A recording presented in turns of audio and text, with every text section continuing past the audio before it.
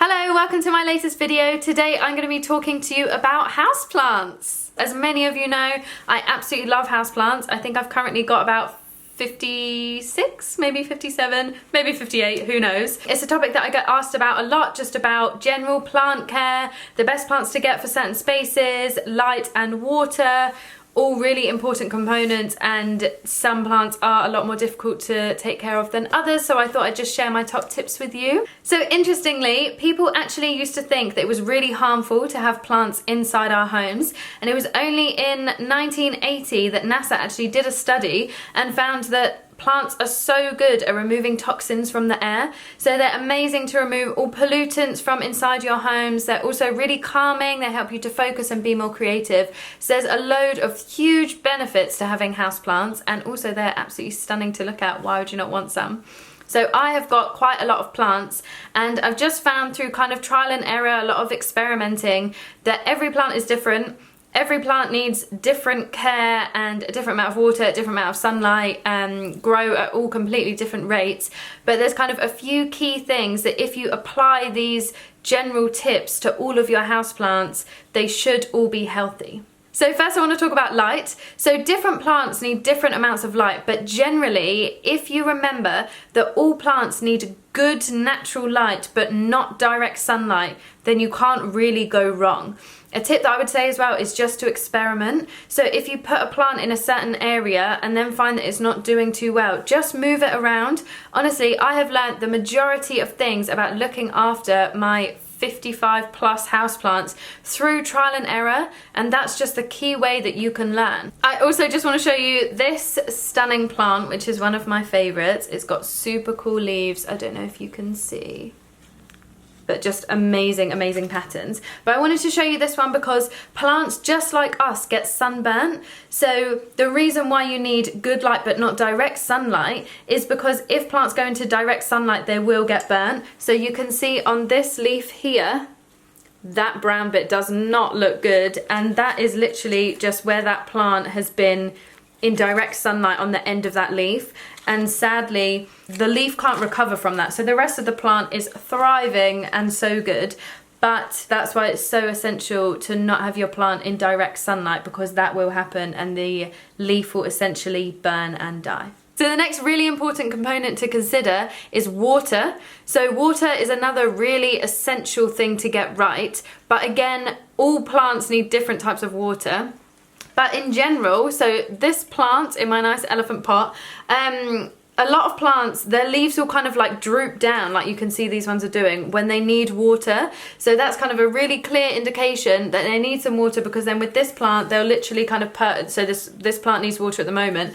The leaves will perk back up as soon as you've watered it, and that's just a really clear indication. Please, if you take anything away from this video, take this away.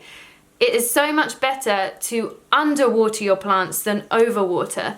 And the reason for that is because if you underwater your plants, most will give you kind of clear indications that it needs water. But if you underwater, you can always give them more water and then they'll recover. Whereas if you overwater, there's so many things that can happen, like the roots can rot. It's more encouraging for pests and other things that are really hard to get rid of, different kind of insects and stuff that develop in that damp soil.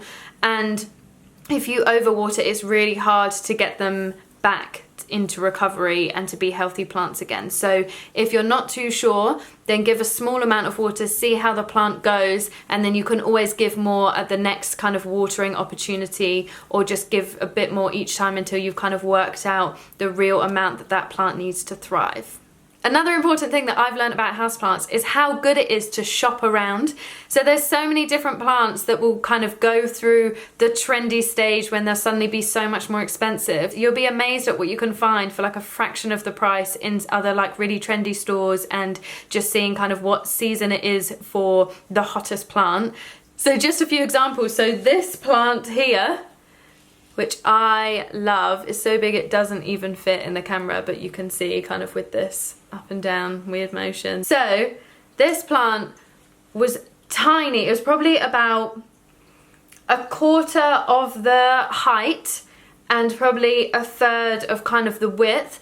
I got this plant for £1 from IKEA.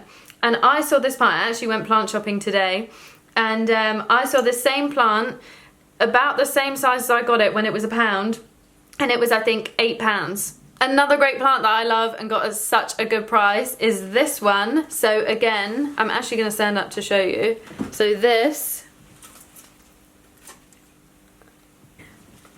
plant I love. It's growing so well. It's literally so long.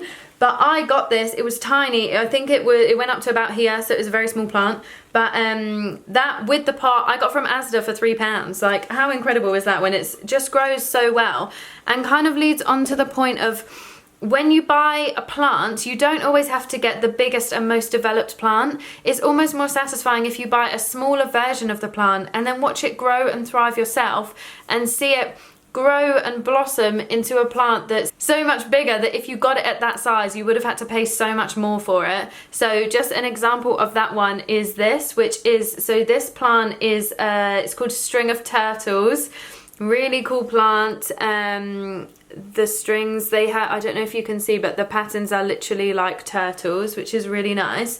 I saw a smaller version of it, so it was in a tiny pot. The pots are probably about this big, and I basically bought 2 of those. They were £3 each, so £6 for that. Took them out of the pots, put them in a bigger pot together, and now it's growing so well, and soon it's going to be the same size as the one that was like almost £30. Like, it's amazing, and it's so good to see that you've grown that yourself. Make sure you shop around, and you don't always need to buy the biggest and most developed plants, because if you're looking after them, they'll be growing into that kind of size anyway. So I just wanted to leave you with 3 top tips to remember. So number 1 is it's always better to underwater than overwater. I cannot stress that enough. Please always remember, underwater, do not overwater. Number 2 is just to experiment. Move your plants around, see what works for them, give them more light, less light, more water, less water, although always less water than more, and just see what happens, you know, like that's the way that you're gonna learn, because you're gonna read stuff online, you're gonna see stuff and hear stuff from other people about their plants, but the environment that their plants are in is not the same as yours. You're kind of, depending on how often you have your heating on, depending on the position of the sun in your room, how much sunlight you get, the quality of your water that you're feeding your plants, it's all completely different. So please just see what works for you and experiment. Number 3, the final tip, you will kill a plant. I have killed quite a few, not that many, but quite a few definitely. Don't let that deter you, because that is how you learn. I have learned so much more from the experiments and things that didn't go well from stuff that is just fine and kind of thrives, because then you don't give your attention to those things because they're just kind of succeeding in the background rather than failing right in front of you. So I think just don't be discouraged from that and just experiment and have fun. So I really hope you've enjoyed this video. I hope you found it useful. I hope it's been insightful. If you have any questions at all, just let me know in the comments or message me and I'll be glad to help.